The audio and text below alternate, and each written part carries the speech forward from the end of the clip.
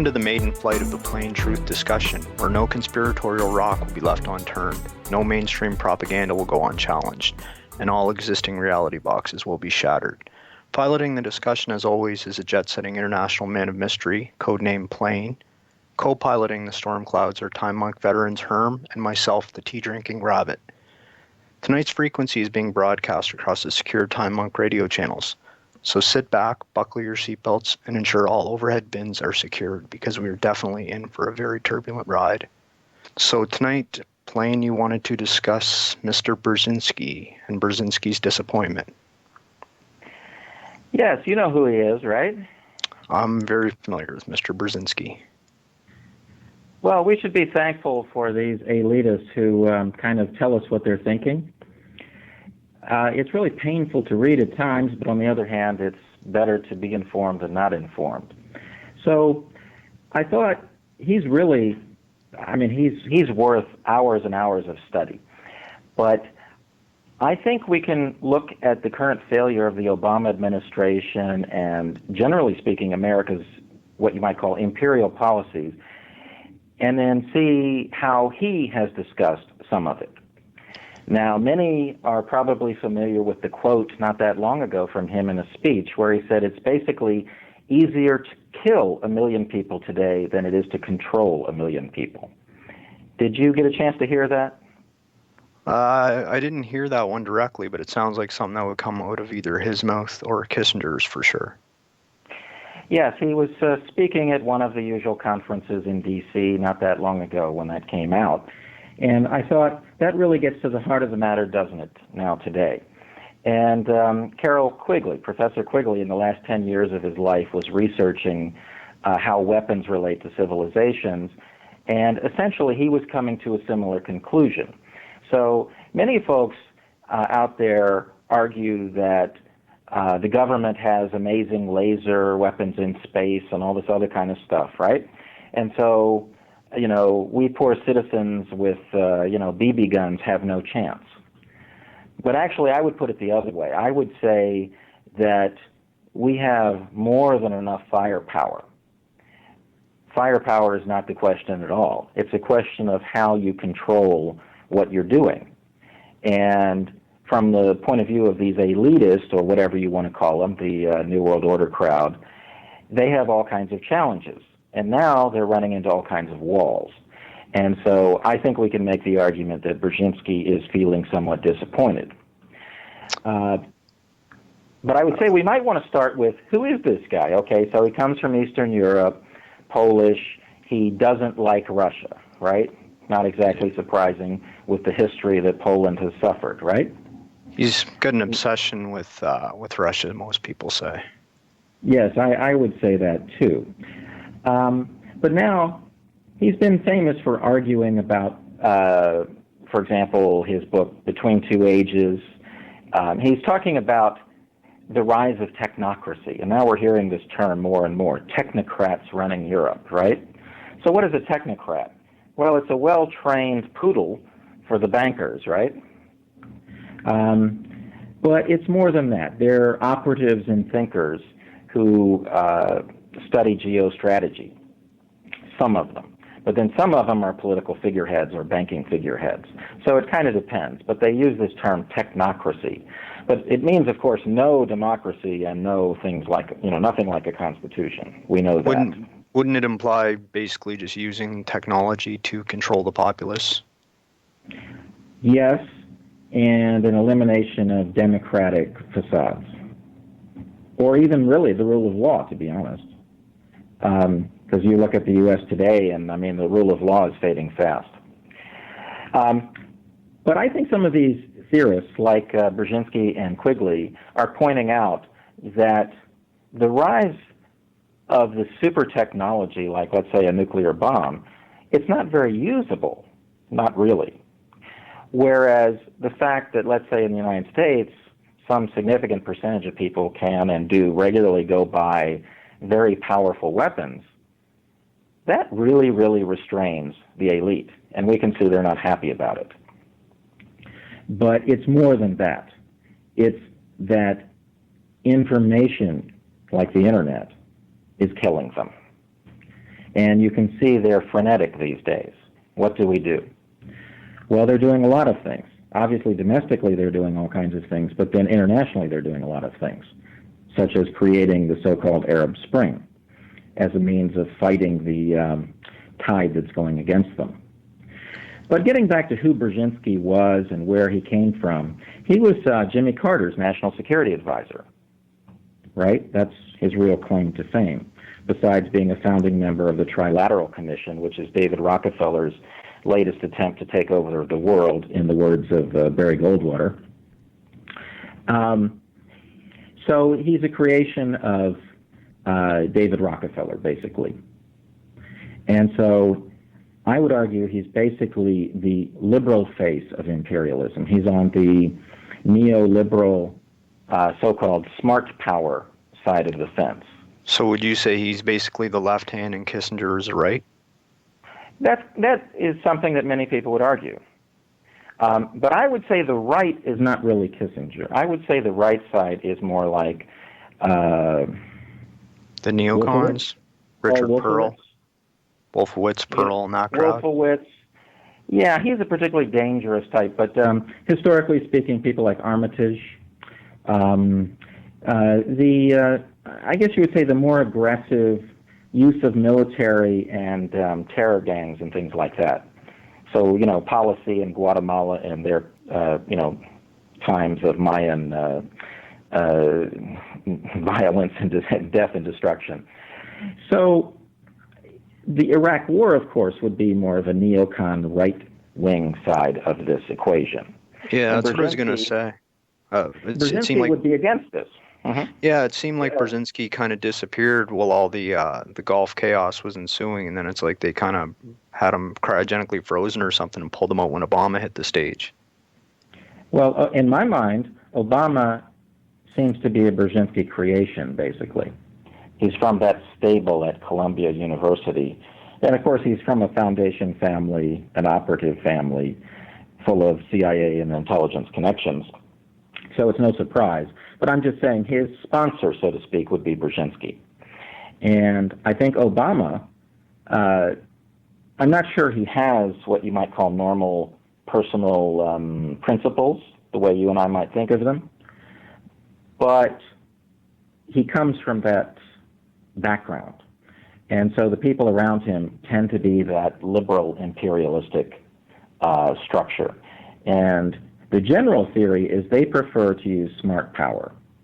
They prefer to use propaganda. They prefer to use gadgets and twists and things like that. So you see, Obama got a Nobel Peace Prize before he did anything, right? Yeah. That would be a good kind of liberal approach to getting what you want. Choosing a black man as a president is a great marketing move, right? Exactly. All around the world, places like Brazil, Africa, they're saying, oh my God, America's changed. It's really a decent place, right? They're not going to bomb us.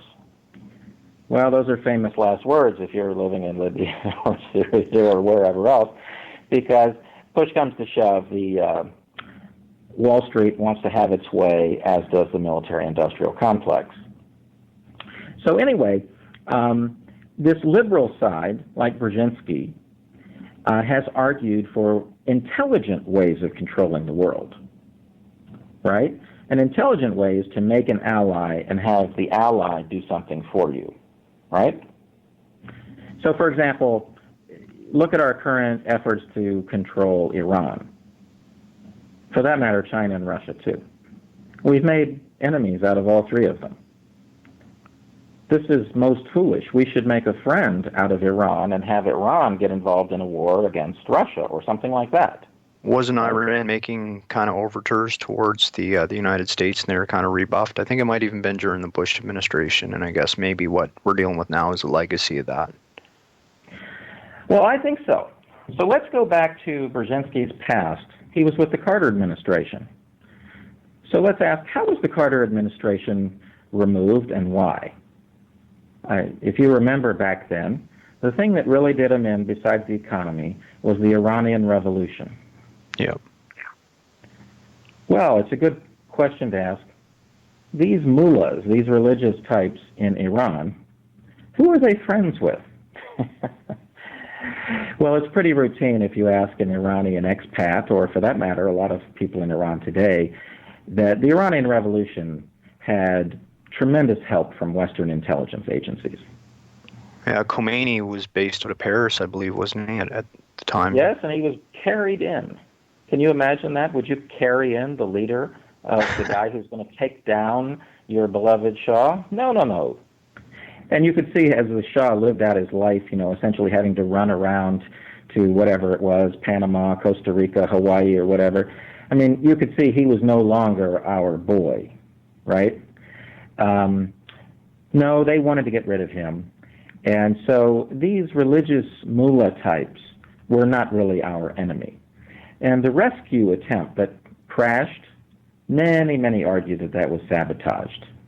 I've heard it argued that Oliver North had something to do with that, but I would have no way of knowing. But it's the kind of thing these guys would be involved in. And you have to understand that Carter declared war on the CIA. In the Senate at that time, there was the Church Committee, and Carter fired something like 700 top CIA guys who were what you might call of the aggressive or neocon kind of flavor. Isn't that what Kennedy did before him? No, he just vowed to smash the CIA. And they smashed him. And he fired the head of it. But Carter actually fired a huge number. And Brzezinski would argue that intelligent, quote-unquote, liberal imperialism is the way to go. Right? But these other guys Thomas, like war. Go ahead. I was going to say, the other guy that espouses that lives just down the street is Thomas Friedman. Of course. Who's right in? I mean, who's one of the most annoying hypocrites. But other than that, is a neocon and sort of. I think his role is to keep the intelligentsia well informed, so to speak. Well, there are endless courtiers and operatives and we run out of words to describe this kind of filthy ecosystem. And you see it a lot in D.C. and New York, but it's really just part of the American global system. But for sure, Friedman is another example. But I think Brzezinski has written the most. He's got great books and many speeches that are quite revealing. And I truly believe he's disappointed because the powers that be have usually, not always, but usually have taken a more violent approach to getting what they wanted. On that note, Plain, there was a video clip from a couple of years ago with Brzezinski actually talking about the neocons, saying that they may stage a false flag event, which was, to hear a guy like that talking about people in the administration was quite a shocker. Well, he probably knows quite well what they are capable of, as they are basically a challenging faction to his faction. Right, but it was basically like he was outing them, which I was kind of surprised to see someone that high up the food chain. Well, he also recently came out and stated that the Syria that supporting the rebels is a really bad idea and could launch the U.S. into a major war over there. So, even though even though his views are neocon-like, he does seem to have some reasonable insight as to what a mistake like that could result for the U.S. So maybe. Well, I would argue that he's not at all a neocon. He's an enemy of the neocons. It's just that where the power is distributed, the big table that these guys, wherever it is they meet, in Switzerland or New York or wherever, Brzezinski's at the table and the neocons are at the table. In other words, they're both tools of the true higher level powers, and they're competing factions And I don't think they're friends at all. They're quite aware of each other's strengths and weaknesses. Anyway, my opinion on that. But if you take, for example, so we brought in Syria, which is an important issue along with Turkey today. Brzezinski, in his book, The Grand Chessboard, essentially says that the key challenge for U.S. primacy in the future is to avoid a China, Russia, Iran coalition. Because in Brzezinski's view, Central Asia is where the future will be decided. There are massive resources there, greater than Africa, and they haven't been exploited yet because they didn't have roads and trains, whereas the Europeans and Americans have been plundering Africa for centuries. So, now that China is putting in very good trains and roads as quickly as we can speak here, that area is now up for grabs, and all the trains and roads are heading to China. Now, they're also heading to Russia and Turkey, but they're not heading to the U.S. So, Brzezinski has been saying for a long time that this is insane, what the U.S. is doing. You're forcing the creation of exactly what is the worst outcome for you, which is a China, Russia, Iran coalition. Why is the U.S. angering both Russia and China at the same time, and now, of course, essentially trying to bomb Iran indirectly through Syria?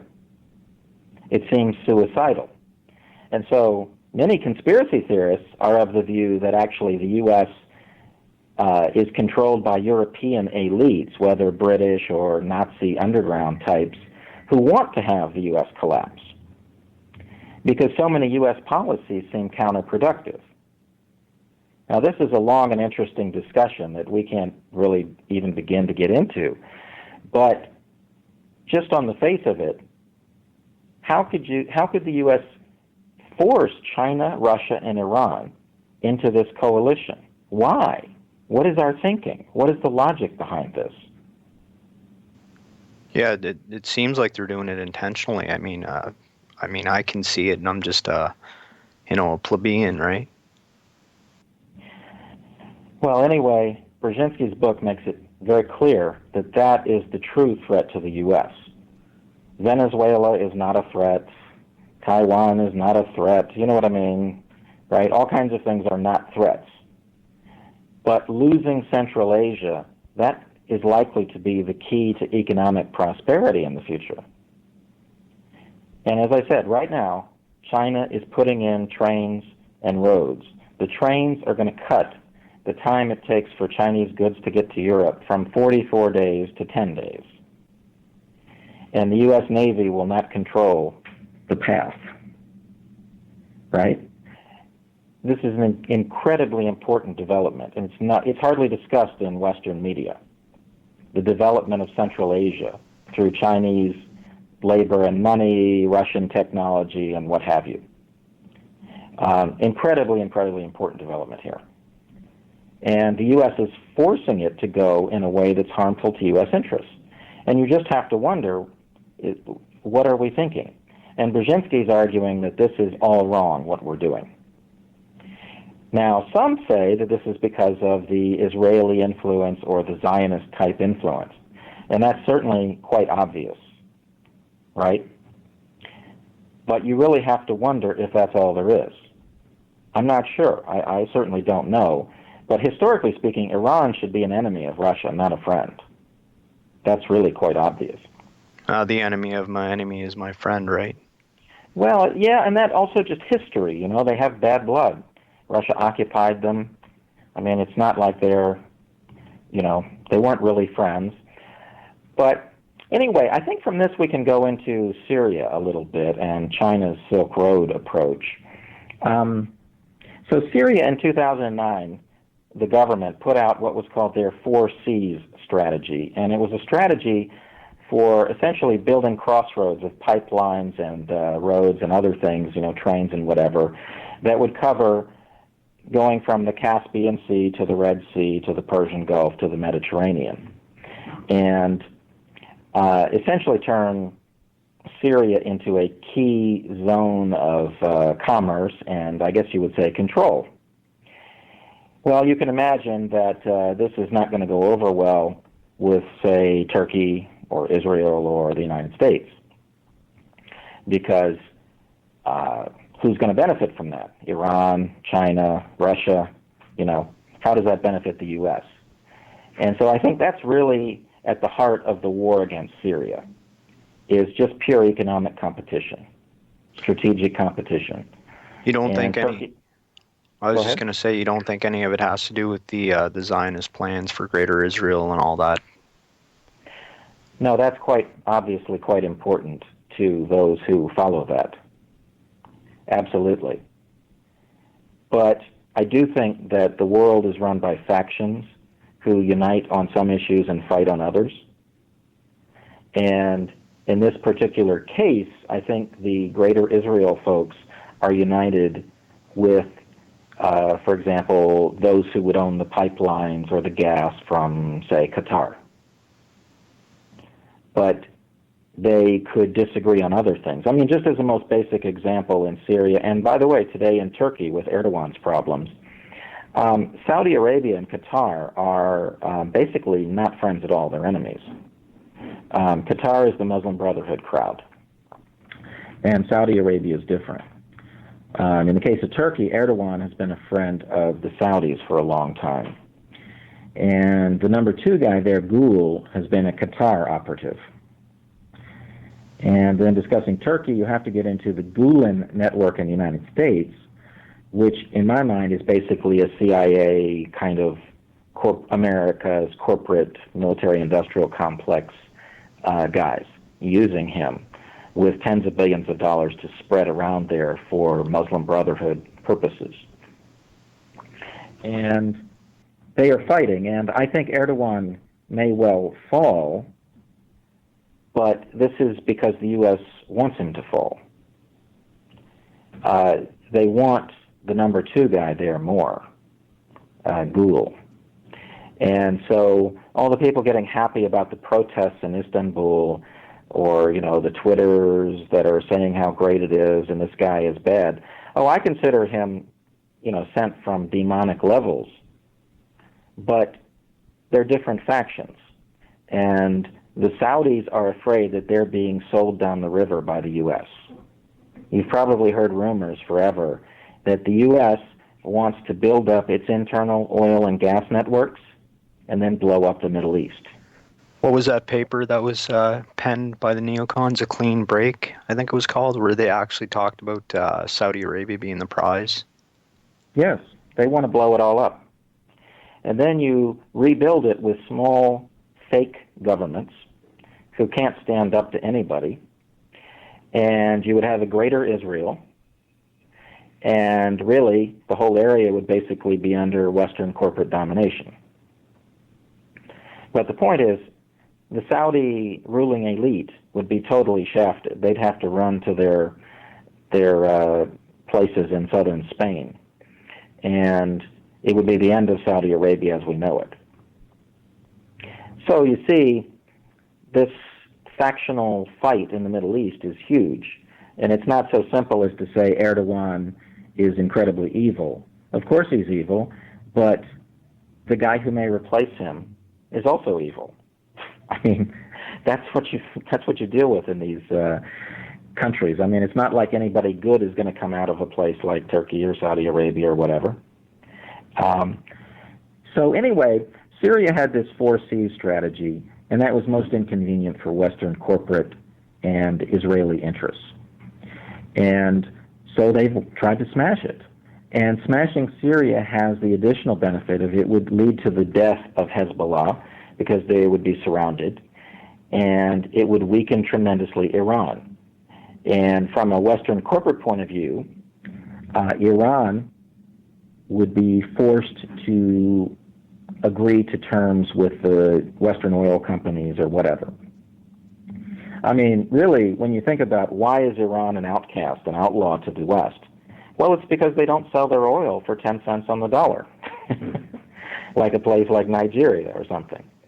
I mean, a lot of politics in the world comes down to resource pricing. In Ecuador, when Correa came in, the oil price to the West went from something like 15 cents on the dollar to 85 cents on the dollar. Obviously, somebody like David Rockefeller was not amused. So that extra, $5 billion or $10 billion a year has gone into building roads and dams and schools in Ecuador. So Ecuador is booming tremendously. But New York is not at all happy, and neither is D.C.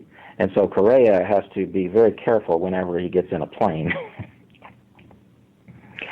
So anyway, so that's what is going on over there with the 4Cs strategy. It's a question of pipelines, roads, and networks, like trains. And China has something that they call essentially a Caspian Silk Road approach, which essentially integrates with this. And all of this leads to cutting out U.S. naval control of the world. The U.S. has been a benevolent power when it comes to control of the oceans, but it's never been pushed. There was never a challenger. The U.S. was so dominant that it didn't matter.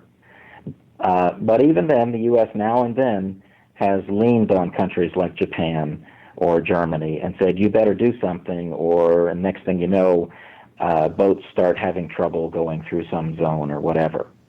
And this is what's going on. China is trying to develop pipelines, roads, trains, everything, so that the U.S. can't cut off control of the oceans.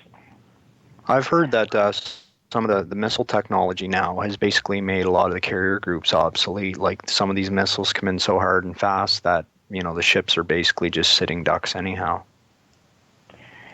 Well, if you've ever seen videos or demonstrations of things, just like sketches and such from the usual places like Jane's Defense Weekly, you'll see that today's missiles are so incredibly good and powerful. Nothing can really stop them other than nuclear bombs. So when they talk about an Iron Dome over Israel, you should be aware that it's an Iron Dome against nothing. It's an Iron Dome against firecrackers. To truly protect the sky would require something that is at a technological level that we're not aware of, or else it would require nukes or something. It's just, today's missiles are so good and powerful. The S-300, well, either the S-300 or the Iskanders that the Russians have put in or are in the process of putting into Syria, they're basically unstoppable. The only question is the range and how powerful they are. And they're putting in anti-sea, anti-aircraft carrier missiles. Anyway, U.S. aircraft, it's hopeless. The U.S., you just don't get near these things.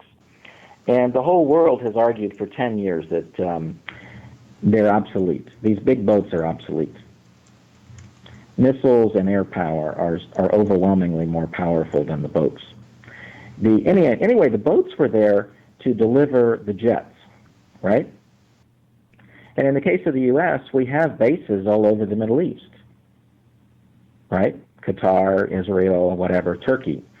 So why do you need the aircraft carriers in the first place? Yeah, I guess you don't.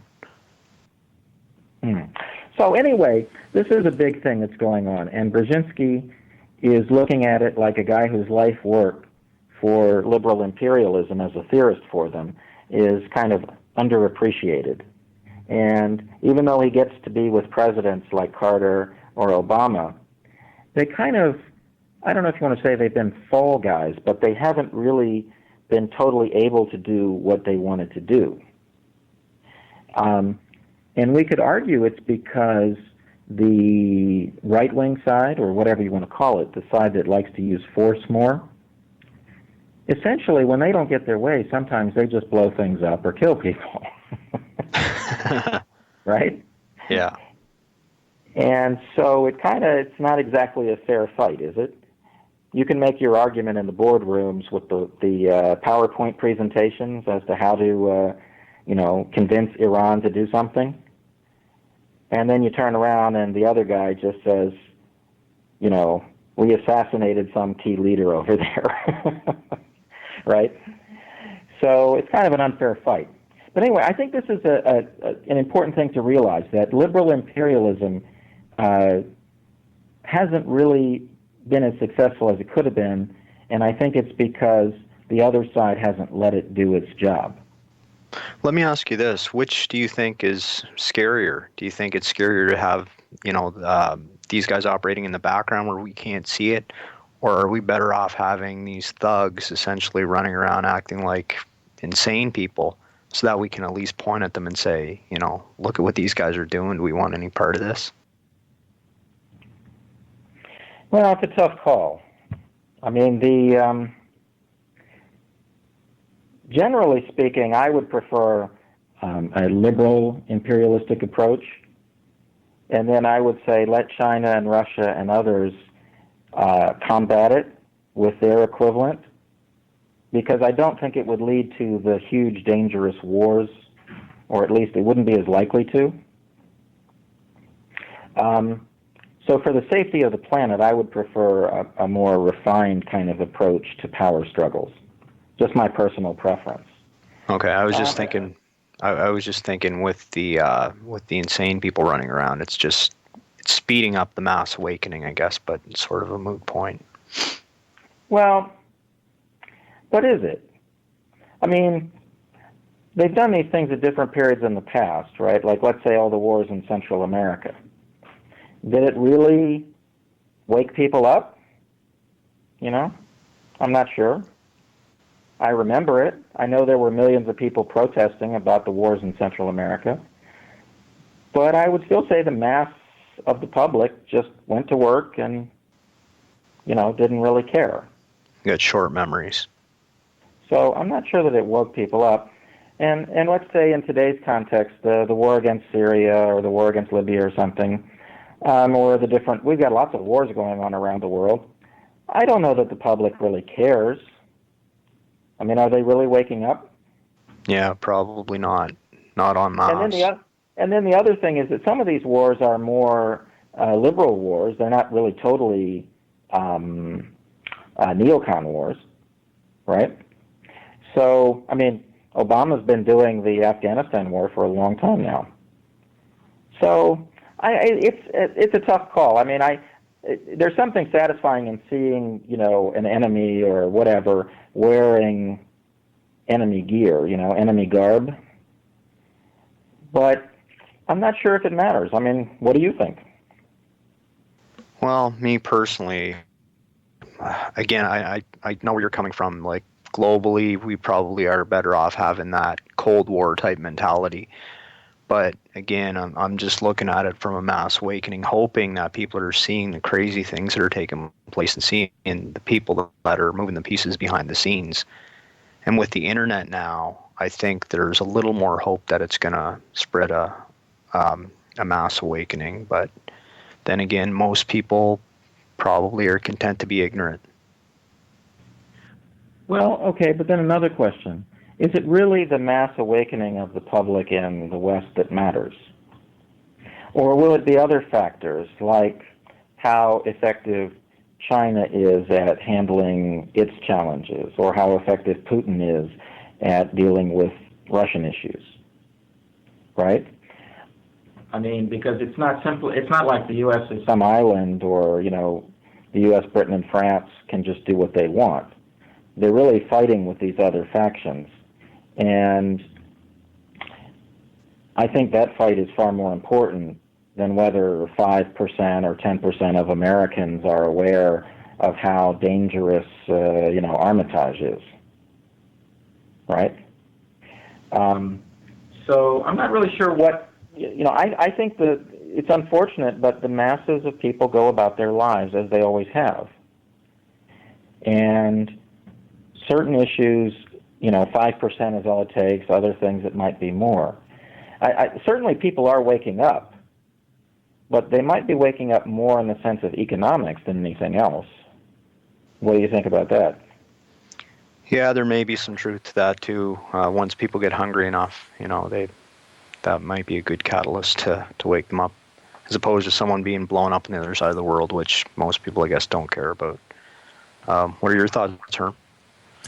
I was just about to chime in with Putin and Russia in that now that Europe is getting well over 30% of its energy from Russia, and some places like Italy get even more because they lack the nuclear reactors. That gives, I mean, that's a huge bargaining chip for obviously for the Russians, but also it begins to hit economically, and I think. I mean, already, at least I see in the Italian media, there's a little bit of gentler treatment of Putin than there may have been maybe 5 years ago. And I think basically the realization being that with the increasing energy dependence, it certainly doesn't pay to upset the Russian apple cart, so to speak. So, and I would also agree with Long that I think. While intellectuals like to analyze and talk about extremely complex systems, which are these political systems, and Plain, you certainly seem to have a very good grasp of that. People will only wake up when it becomes an economic choice. I mean, I've always thought that. I don't think I suppose ideology can be used to drive the economic choices, and such as happened in the Bolshevik Revolution. But in the end, it's really you have to be hungry or you have to be cold, and that changes the behavior. And so, well, Herm, I'm going to jump in here on one aspect of that, though. I think it's not simply a question of being hungry or cold. It's a question of, do you accept being hungry or cold? And so, how effective is the paradigm control, the brainwashing that you're getting? So, for example, there was a quote from Stephen Biko, if you've heard of him. He was the South African activist who was murdered in interrogation, and Peter Gabriel wrote a song about him. And there was a quote that he said that the most potent weapon in the hands of the oppressor is the mind of the oppressed. And I think that that's really true, because if they control your mind, then, for example, if you think that, I don't know, I mean, look at the brainwashing we've had in the West lately. Because of global warming or something, we should give up cars, or families should have one car instead of two, or, they're kind of like, it's now considered normal that roads and bridges fall apart. Right? Okay. You know what I mean? I mean, that's pretty impressive. I mean, I go to I go visit Vietnam, and it's like it's considered normal that bridges should work, right? It's not like okay that they fall down. So you see, that's paradigm control. And that's, so Oolong, the issue of people waking up, I think that it's important, but I think waking up sounds like you're noticing conspiracies. I think it's just that you don't accept their paradigms, right? Name your paradigm. The paradigm that I don't know, that the interstates should be turned into, privatized, right? You should have to pay to drive on the roads, or the paradigm is that you need TSA as you walk into a shopping mall, right? So the question is, can we get people to reject those paradigms? But that's really, really important, but will it lead to enough to defeat the geopolitics? That's another matter. I don't think people care enough at the higher level. You know what I mean? They don't want to pay to drive on the freeway. And we can perhaps win that fight, but I'm not sure we can stop the military from fighting in Afghanistan until they just go broke. By the way, moving on a little bit from that, there are other issues that are at play here. So I would say one of them is the dollar standard may come tumbling down before long. And how will that play out? A lot of American maneuvering around the world is based on the fact that it's free. The U.S. taxes the world to use the dollar. petrodollar. And the rest of the world is very unhappy about that and is trying to get rid of it. And it has nothing to do with morality or loving Putin or anything. It's just that they don't like being taxed. No taxation without representation. Brazil doesn't have any seats in the Senate, right? But they have to pay the U.S. because they have to use the dollar. Yeah, I believe Saddam Hussein, prior to the last Iraq War, was going to set up his own exchange system that was going to trade his oil in euros, I believe. And some theories speculate that was one of the reasons why the U.S. attacked him. I'm sure there's many more. And a lot of people are speculating, like Jim Willey, that the Saudis have essentially already been in long negotiations with the Russians and Chinese to set up an alternative system, because the Saudi government feels like the U.S. wants to get rid of them. And I think there's a lot of evidence of that. So that's another wild card. What we really have is a bunch of wild cards playing out at the same time, and it's hard to know what will come down. But if the dollar standard goes away, it's easy to imagine that life in the U.S. will become dramatically harder. Imports might double in price overnight. And a lot of things are imported. So, but from a geopolitical point of view, it would make it much harder to fund these wars. So we might get more peace, but we would get more starvation in the streets of America. I don't think so. Sorry, go ahead, Herm. I don't think so. I think there's some underestimation about just how much food American can grow, and it used to be an agricultural. I mean, its power was based on agriculture for a long time, and it's very possible that as the world population increases, it may again be an agricultural power. I mean, I think. I mean, it is now. I mean, if you look at what the U.S. exports, a lot of it that's actually made and grown, made here is agricultural. So I don't know. And the other thing is that prior to when before the whole free trade shtick came around, the U.S. became an industrial power based on very, very high tariffs, especially directed, for example, against England, etc. So basically, because it's such a rich country in terms of both resources, in terms of natural resources and people, that a lot of stuff could be made here and was made here and employed people here. I'm not advocating a complete isolationism, but unlike a country, and I'm taking an extreme example, but unlike a country like Japan that has its people as a natural resource, but really not much else, the U.S. could, if it wanted to, achieve a really good standard of living without trading at all. It doesn't need it.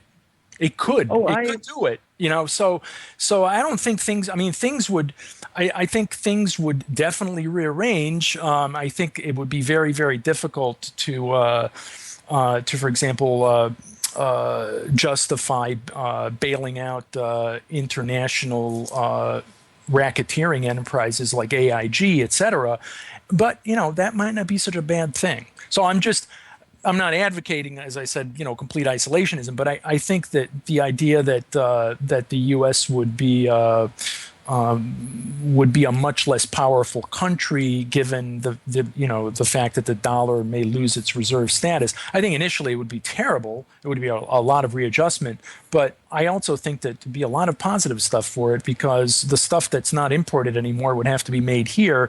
And I think one of the things that globalism, if free trade shtick has done, is that it forgets that while it may be, quote, economically cheaper to make this stuff somewhere else, especially in places with no pollution controls, OSHA, worker protections or whatever, for society to function, one has to be aware of the intelligence bell curve, and everyone, not just people on the right side of the bell curve, need to have jobs for society to continue. And what has happened, I think, in the past 20, 25 years is exactly those manufacturing jobs that you could get even without a high school diploma, that paid pretty well, that gave you a pension. They're all gone. So that's just Sure. my spiel. No, that's fine. But Herm, I think that segues into a few things.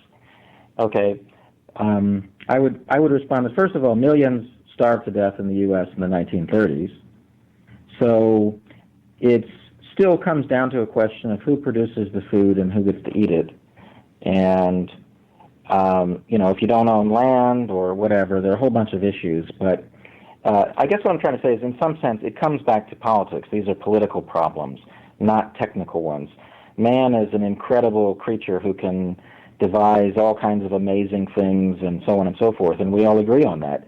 It's just, are we allowed to? Regarding the free trade argument, well, I think that history actually tends to show that countries that use protectionism benefit and progress tremendously when compared to free trade countries. American history is great progress was in periods with protectionism. Absolutely. And I think a similar argument can be made around the world. Even, let's say, the great success stories of modern day, Taiwan, Korea, Japan, and now today China. They're not really free trade things. Japan wasn't a free trade country. It was a totally managed trade system. And in their current environment, where you say they need resources, even that, now we get back to paradigm control. The paradigm in Japan is that we are poor, we have nothing, we must, work hard and obey the government and obey corporations.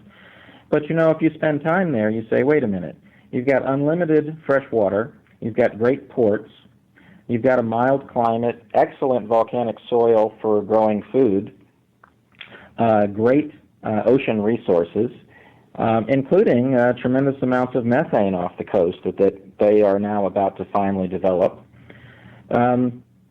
So even what are considered to be resource-poor countries, I would argue that that's because they've defined things in a way that promotes the paradigm they want to promote. But now I think we should move on to another topic here, because you brought it up, Herm, and that is jobs and where does that stand. And I'm going to say we have to think long and hard about how technology is about to kick in. The company, Foxconn, that makes like Apple phones and things, they're buying millions of robots from Japan and building factories other places like the U.S. that will have very few jobs. You're going to go from a factory with 20,000 or 50,000 Chinese workers to a factory with, 150 U.S. workers. After you install, 1 million Japanese robots. Well, where does that leave China? For that matter, where does it leave the U.S.? This rise in technology is coming close to home. We're not far away. If you're a truck driver, there are Google cars right now. There are cars that do not have drivers. They could be used right now. We're not far away. There are like 3 million truck drivers in the United States.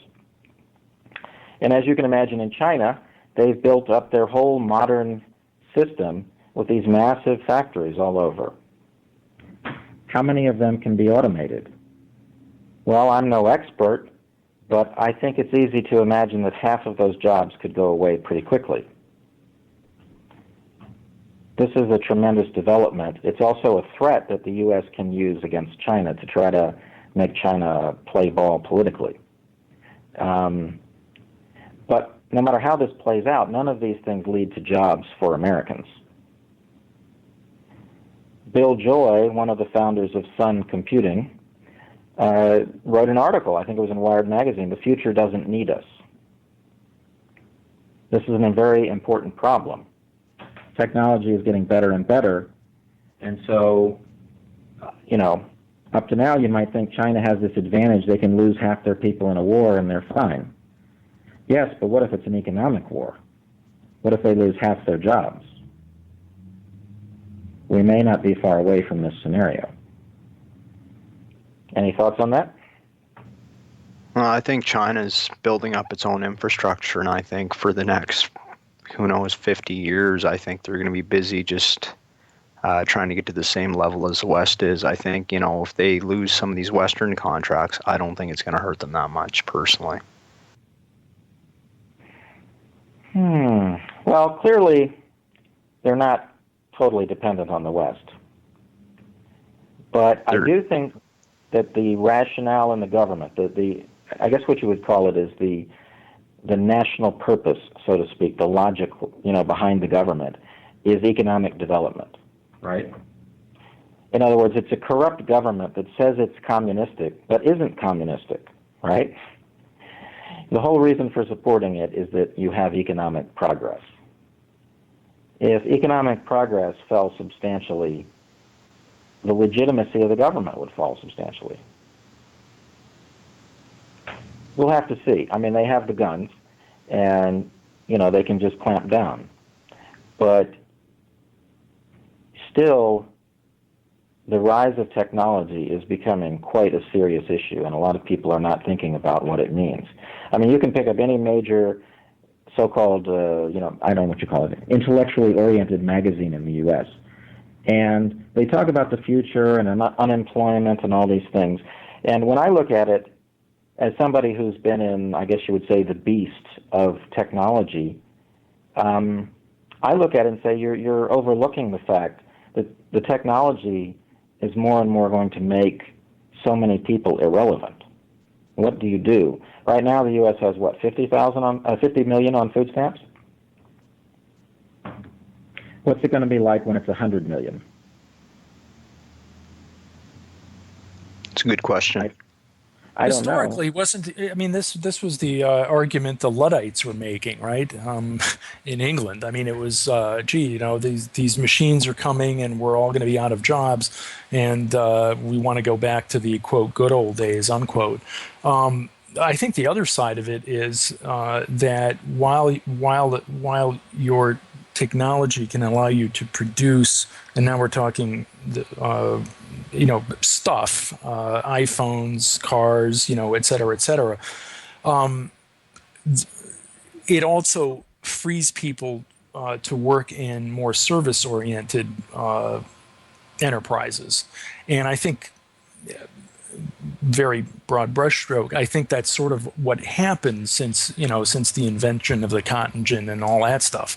So I can't say I know the answer of what will happen when Foxconn or when every single factory in China is robotized like they are, or many are in Japan, and what those workers are going to do. But I would say that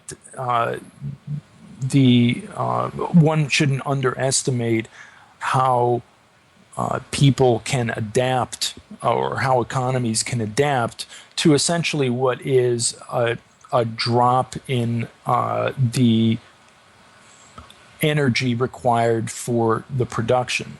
I mean, this is a digression, but one of my questions has always been, since 1950, just looking at the U.S., and I have no idea about the actual number, but how much more productive is an American worker on average, whatever that is, now as opposed to 1950? I don't know, 10 times, 50 times. I mean, it has to be some, there has been a large increase in productivity. And the question arises is, who benefited from that? I mean, did people organize and get a shorter work week? Well, if a worker can now make 5 times as much stuff, well, maybe they could work 25 or 30 hours, or maybe they can get health care on top of their 30, that kind of stuff, those kind of negotiations. And I think one of the issues in the U.S., and maybe this reveals some of my biases, is that that any sort of sane labor movement has been completely gutted, which has really resulted in a very unbalanced economic relationship between producers and or laborers and capitalists. And I think other places in the world that have similar issues, and I look at, say, for example, Scandinavian countries, they're, what they seem to have done in broad brushstroke terms is they have used that productivity and, in a sense, socialized that increase in productivity so that there are, there's healthcare services available for everyone, et cetera. And some people might have political issues with socialism in that fashion or whatever. But I think that that one shouldn't underestimate how well we may or may not adapt to, say, the complete robotization of everything, where even service type industries will be robotized. That could be a benefit, but it depends what happens with the opportunity cost that someone was released from, if that makes any sense. Well, no, it makes plenty of sense. I mean, theorists talk about, and then they're like science fiction stories about this, where in 20 or 30 years, the question is whether the robots will keep us as pets or not. Because they'll be far better at everything than we are. And there won't be jobs at McDonald's because those will be vending machines that'll be maintained by robots. So we shall see. I mean, anyway, we don't really know, but I think that the issue I was trying to get to is jobs. Because even with, let's take, for example, the Industrial Revolution. Let's say you have an equivalent or greater revolution, but in a much, much shorter period of time that spreads around a much higher percentage of the earth, right? Instead of just, let's say, England and Scotland, and then 15 years later, Wales, and then 20 years later, France or something. Let's say it's something that, hits half the world in a fairly dramatic and short period of time, 20 years or something. This is going to be such a challenge that it'll be, we will not recognize the planet at the end of it. Work as we know it will change very, very dramatically. Now, possibly we'll all become hairdressers or whatever, I don't really know, but it's going to be a dramatic change. And I think when you get back to the bigger issue of geopolitics and how is this going to play out,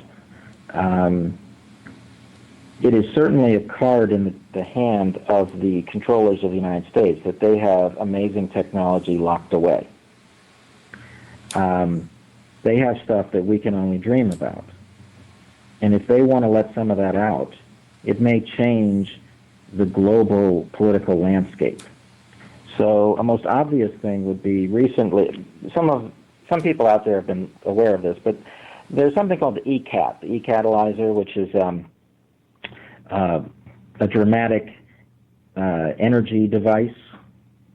The inventor is Andrea Rossi, an Italian guy living in Miami. And it's gone through a number of validations with, serious scientists in European universities and different places. And essentially it's a kind of transmutation of elements, really. But it gets 1,000 times the energy output that you would get from, let's say, gasoline, the combustion engine. Now, this is in production right now. There are companies using this. It's kind of quasi-controlled. There are people around it who are from, like, NATO or other places. So it may never go to a local level or the small level like you and me. But if it's used for energy production for big factories or, let's say, electrical companies, the true energy costs in those countries will plummet. At least fall, 90% or something. And let's say you put those in the countries that want to buy Russian gas. They're not going to buy Russian gas no matter how cheap it is. Yeah, but the Rothschilds and the Rockefellers just be shooting themselves in the foot if they allowed that to happen. But I'm going to argue that they're not dictatorial, sent by God people. You are certainly aware of Catherine Austin Fitts, and she makes the argument that the elite seem to be frenetically trying to control food and water, and she speculates that's because they expect to lose control of energy production before long. There are simply too many good energy technologies around the world. And so it's going to be hard to stop them from coming online. Well, we know the traditional method is just to kill the inventors and or suicide them. They'd fall out of 10-story buildings or whatever. But I guess now at this point, with so much coming out and the open source model and the internet, it's hard to keep that under wraps. So yeah, food and water would be the next best control mechanism. And I'm going to argue that the technology, a totally breakthrough technology, maybe they can just get rid of the inventor or force him to go work underground at Area 51 or whatever. But look, the technology right now all over Asia, all kinds of interesting energy technologies are currently in use by big companies. And you just can't, I mean, what are you going to do? Kill 10% of the people working at Hong Kong Electric? It just doesn't work that way. So they're losing control of energy. And this has implications for Russia, too. I mean, it's not necessarily that Russia's winning out of this. So when you talk about geostrategy and whatever, I think that you can't avoid the discussion of technology. The powers that be at least in the U.S., if not in the whole West, have technological things that they could put out on the market which would change things. And for whatever reason, they haven't done much of that in the last, let's say, 20 or 30 years. But I think they do have that option. And perhaps Rossi is part of that. I find it hard to believe he's been allowed to go this far without essentially being vetted. And the fact that one of the guys vetting it is a NATO colonel from Italy gives you an example of, they're totally following what's going on. And he's essentially said, Rossi has said, look, I don't want to challenge any military things. I want to obey all laws and so on and so forth. And so that may be an example of the kind of thing they're going to do. And this will definitely change geopolitics. But this might be funny. Oolong, you probably get a laugh out of this. One can imagine that Brzezinski and his liberal guys would be ecstatic with a Western-controlled, better energy technology. But I don't think the oil boys would be very happy. Yeah, good point. Those oil boys tend to have a little bit more firepower at the ranch for taking care of varmints as they see it. Well, here's something I'm going to throw out there. I believe in Afghanistan, one of the, I've heard a lot of different theories. Obviously there's the obvious reason that Al-Qaeda supposedly had its headquarters there. And there's also the theory that they wanted, well, I guess it's not even a theory, but they want to put a pipeline through Afghanistan. One of the other things I've heard mentioned, but not quite as often, is some of the minerals that are found throughout Afghanistan are very required for technological developments. And I'm wondering if that same thing applies to some of the Caucasus and the Caspian areas. They have more resources than Africa. And it hasn't been exploited the way Africa has been the last 200 years. But when we say resources, is it oil? Like, again, I see oil and gas as sort of old school control. Well, it's every kind of mineral. Okay, when you talk about like all electronic goods need coltan, the mineral from Africa, they've got that. They've got everything. They've got titanium. They've got platinum. They've got gold. They've got everything that comes from the earth. They don't have as many trees, and some of the places don't have enough water. But the mineral resources are just astronomical. It's not even, I mean, the numbers are, we're talking trillions of dollars that are just waiting to be grabbed. And by the way, a related place is North Korea. North Korea has an untold, just immense amounts of mineral resources waiting to grab. And a lot of the maneuvering around North Korea is actually over those contracts. In my opinion, we could go into that, but North Korea is a very complicated story. At the end of World War II, let's say that the Korean Peninsula, the Korean population, a third of the people, I guess you would say, worked for the Japanese, let's put it, and a third of the people kind of resisted the Japanese, and then the third just tried to survive. Well, North Korea represents those who supported Japan. And so when you hear something like 80% of the Japanese Yakuza are of North Korean descent, or for that matter, come from North Korea, that sounds about right. The right wing in Japan is very, very North Korean. So things are complicated, is all I'm going to try to say in the political world. And they don't break down the way people might think. The factions and historical reasons that push people together or push people apart, like that, in today's environment, the Japanese government is always attacking North Korea. But the truth is they give them untold money, they do business under the table, and in many ways they're allied. But the real issue is the development of North Korea. Who's going to control those hundreds of billions of dollars in contracts? Russia would like to, China would like to, Japan would like to, and South Korea would like to. So it's quite complicated. As far as Central Asia, though, that's the whole issue, this whole grand chessboard.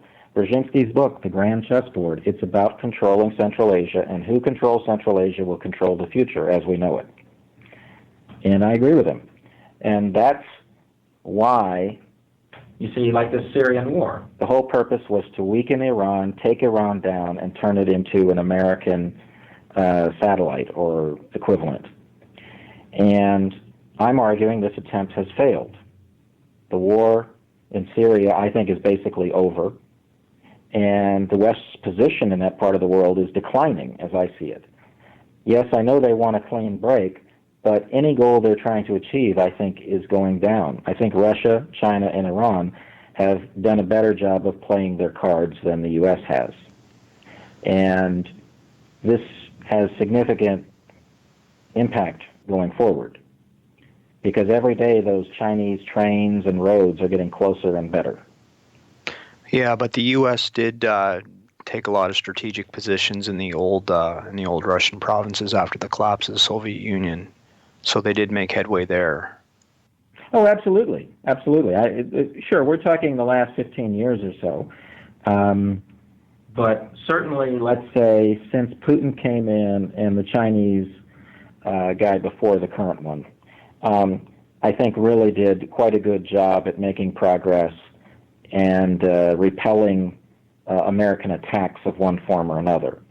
Like, the U.S. is always trying to create some kind of trouble in China. And, the people in America don't even know, right? They read that some Nobel Peace Prize winner is being tortured or something, right? And it's all lies. Look. As an example, I know a guy who was a student in Tiananmen Square, a doctor, family of doctors, and he really didn't like the government. But the story in the West is all lies. That was a Western destabilization attempt. We had our agents all over there with gas cans and various other things trying to create problems. And the news stories, they were basically lies. They weren't even talking about the right places and so on and so forth. So, and the Falun Gong, the head of it is has always been in New York. It's a U.S. operation. Their paper, the Epoch Times, is another U.S. operation of basically CIA propaganda. And, it's the same story in Russia. You've got all these foundations and, people getting money from the West to try to stir up trouble. But I would say for the last 15 years, it's been a one-way trip. The U.S. has been going down in terms of fighting China and Russia for the last 15 years pretty dramatically, at least as I see it. But after the fall of the Soviet Union, yeah, of course, the U.S. had easy pickings, at least regarding Eastern Europe. So anyway, Brzezinski's approach has not been followed for the most part. And now, I think when you look at it, look at the U.S.'s situation economically, look at it strategically on the ground. You can say we've got all these bases, like in Qatar, but is that what you need? Is that what really gets... I mean, as I said, every day the roads, pipelines, trains, everything that China and Russia are working on are getting better and better. And some of them are quite profitable already. What has the U.S. achieved in the last 10 years? Near bankruptcy. Well, we've managed to spend a lot of money to smash Libya and steal their gold, right? Yeah. And you can call that a success, but I'm going to argue that the Arab Spring was planned to be a blitzkrieg operation, and it failed. You know, putting in, for example, Morsi in Egypt, that's nothing. The power is still with the military, Tatoui. He's a U.S. puppet. He was under Mubarak. He is now, but he's the guy who controlled things. So the thing in Egypt was all theater, to put in the Muslim Brotherhood. But it was to deceive the public to think that Islam was on the march, right?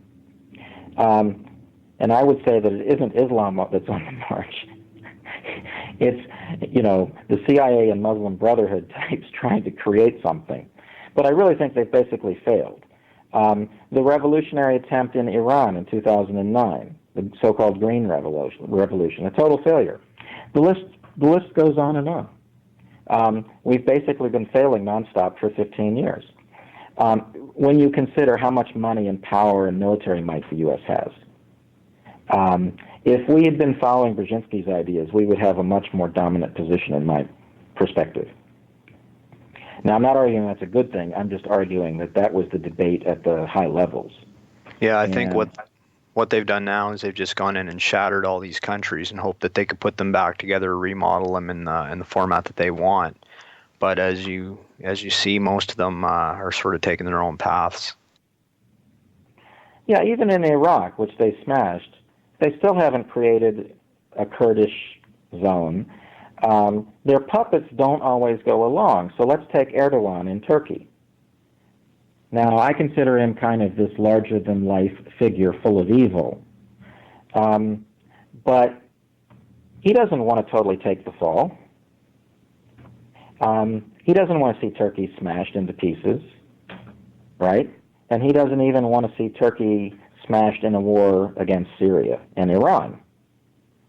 He's an evil opportunist, and he's rotten to the core, but he still was calculating what's in it for himself. And the U.S., I don't think, has really succeeded with Turkey, and I think that's why they're now trying to get rid of him, in my opinion, and put in Gül.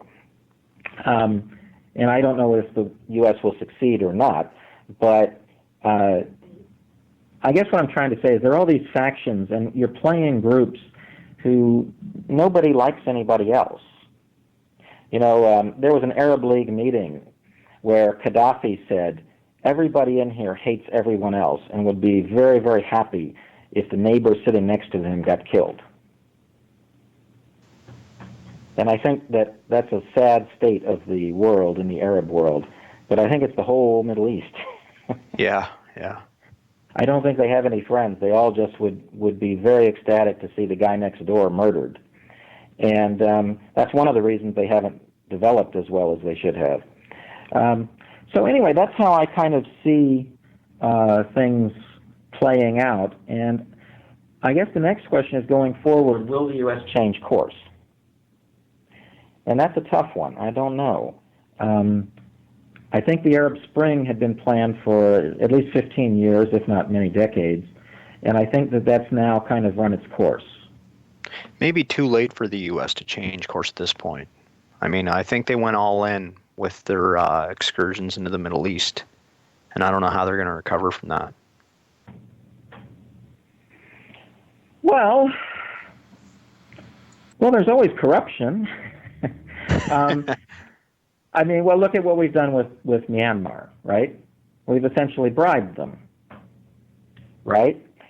If you move away from China and move towards us, right, there are more goodies in it for you, right? Now, Myanmar is not really going to be anti-China. It's going to be more neutral, but, I mean, the U.S. the Western countries have big markets, lots of capital, lots of technology. They have a lot to offer a country like, let's say, Iran, right? So if the West or the U.S. said to Iran, let's let bygones be bygones. We're going to stop the war against Syria, stop the war against Hezbollah, and we just want 50% ownership of your business deals, pipelines and things. But then we'll support them. We won't try to strangle you. I think that Khamenei, who's the dictator in Iran, the elections are fronts there, you know. It's a dictatorship. One guy, and he's setting up his son to be the dictator after he's gone. You know, he would listen to reason. I mean, he's not, I don't know what to say, an evil man, but I mean, he's just what he is, another useless politician in a world full of useless politicians. The problem, though, is that Turkey tends to have megalomania, and Israel, too many in Israel, want a greater Israel. And they seem to think that to have that, you've got to basically smash everybody within 1,000 miles or something. And I think within the U.S. and Britain and all, forcing Israel to not get what it wants is hard. Some would argue it's impossible. I don't think I would go that far. I think it depends on how united the political establishment is in the West. The reason Israel can succeed so well at times is because it's so influential at essentially convincing people, right? Not just blackmail and all that. We know they use that, but I'm just saying, you know, like in the case of Syria, is a business calculation for a whole bunch of people, like oil companies or gas or other interests. And so we shall see, but I'm not convinced that, I mean, once it's clear that you failed, okay, how about I pose this question to you, Oolong. Let's say the U.S. and NATO and Israel fail in Syria, which looks very likely, right? Yeah. I mean, they give up. They just say, where is it? We lost, sorry, and the papers will lie about it, right? Because that's what they do. And maybe they'll come up with a bunch of lies, but it won't matter. It's all lies anyway. It's been lies from the get-go. What will they do? What will their strategy be at that point? The pipelines are being built as we speak. The pipeline from Iran to go through Syria is being built every day. Well, we already heard squawks out of Israel that, you know, maybe Assad's not so bad after all. Maybe we're better off leaving Assad in power. So it's almost like they're already starting to backpedal on it. Well, that's I think the IDF, one of the chiefs in the IDF thinks that doing anything in Syria would be absolutely insane. Now, whether politically they would listen to that, I don't know. And I forgot the guy's name, but it was pretty recent. So, I mean, that's their... Oh, sure, but what will they do? Well, first of all, I think Israel's controlled, really. But, I mean, what will Obama do? Or what will Cameron? Or, you know, what will they do now that this policy has failed? They'll probably just say we supported Assad all along. Nobody will ever know the difference.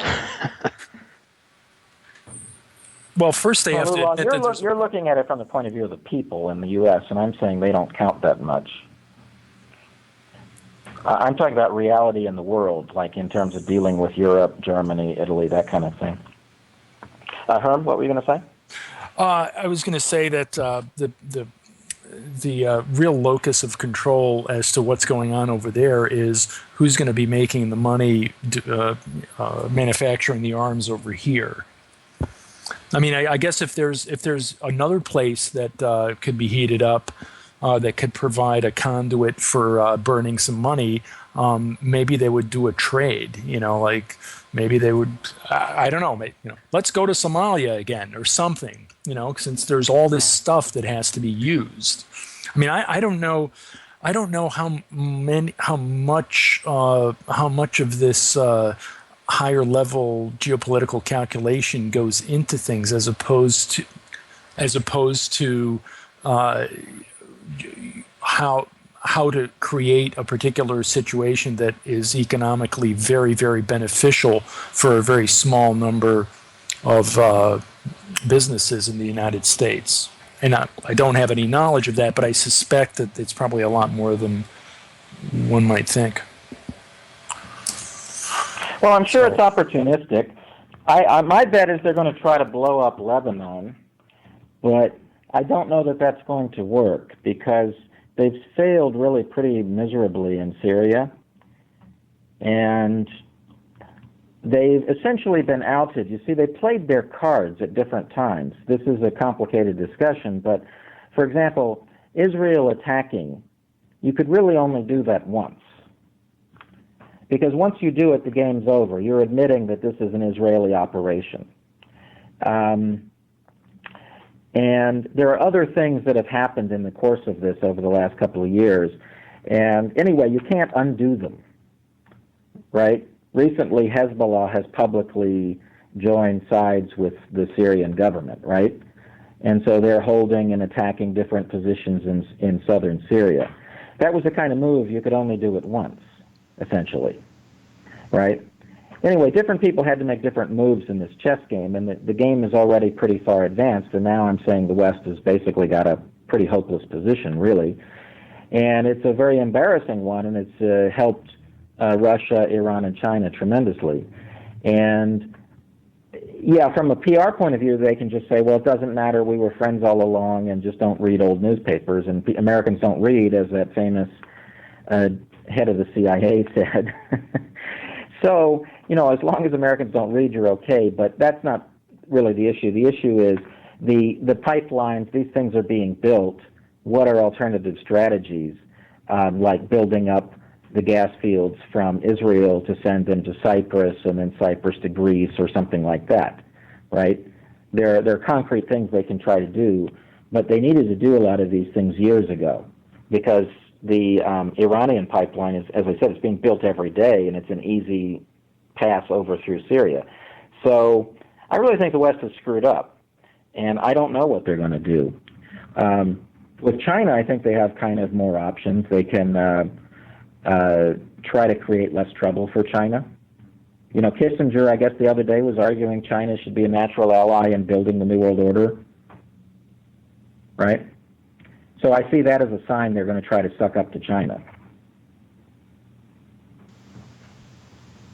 Yeah, I believe China, one of the generals a few years ago made the statement that China should start developing its own New World Order.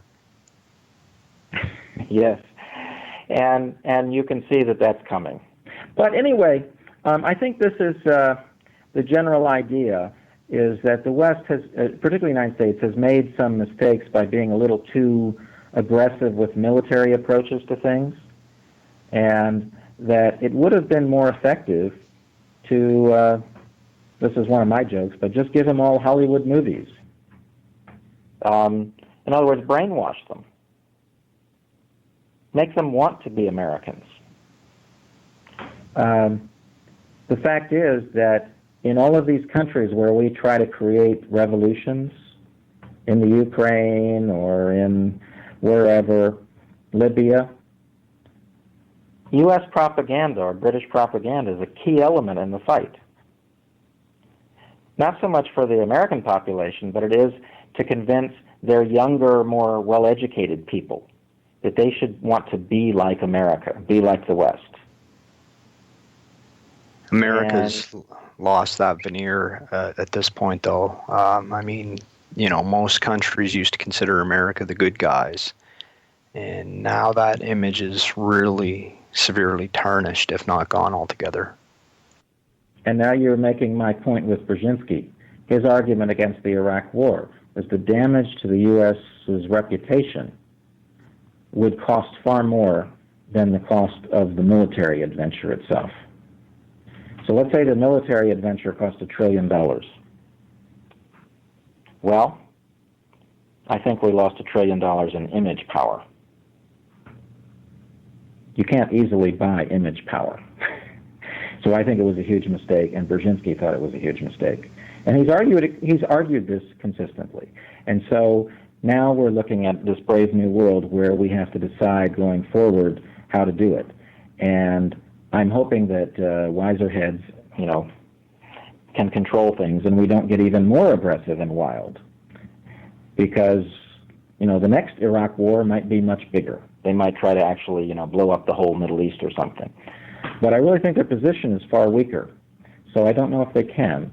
And so anyway, those were my thoughts for today, just discussing Brzezinski and how it's played out, good or bad. And I don't really have anything else to say. Those are just my closing thoughts along the lines of we should have done things in a more intelligent way than we did, and that using force is not the best way. Hollywood works wonders, and I wish we had done that more. Any other closing thoughts? No, I think that was some fascinating information. I really appreciate it. Yeah, Plain, that was great. That was great, especially on Brzezinski. It certainly reoriented my view versus neoliberal versus neocon, which sometimes I do have trouble keeping track of. So, but it was great. Well, it's like, Bonnie and Clyde or something. I guess. So it was cool. Well, she was the liberal, right? She drove the getaway car. Okay, on that note, we'll wrap it up. Thanks, everyone, for listening. Yep. Thank you for listening to The Plain Truth on Time Monk Radio. Please be sure to tune in next week as we navigate our way through the Hollywoodization of terrorism. Take care. Till next week.